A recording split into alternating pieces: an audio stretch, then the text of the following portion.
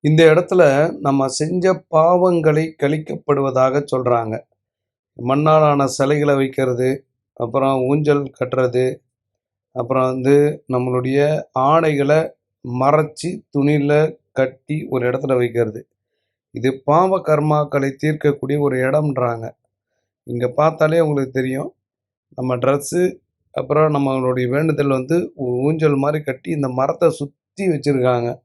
அவ்வளோ பேர் அவ்வளோ பாவங்கள் டெய்லியும் பண்ணிக்கிட்டே இருக்கோம். அந்த பாவங்களுக்கு உண்டான விமோசனமான ஒரு மரம் என்று இதை சொல்றாங்க. பாவத்தை கழிக்கும் மரம் அப்படின்னு இதுக்கு பேரு. இது ஒரு முக்கியமான இடத்துல இருக்குது. அந்த இடத்த பேரு சொல்ல நான் விரும்பல. இந்த இடத்துல புனிதத்தை கழிக்கக்கூடிய ஒரு இடம்ன்றாங்க. எப்படியாப்பட்ட பாவம் செய்தவர்கள் இந்த இடத்துல தன்னுடைய ஆடைகளை விட்டுட்டு போனாங்கன்னா, பாவம் குறைவதாக இன்னைக்கும் நம்பி நெறைய மக்கள் விட்டுட்டு போறாங்க.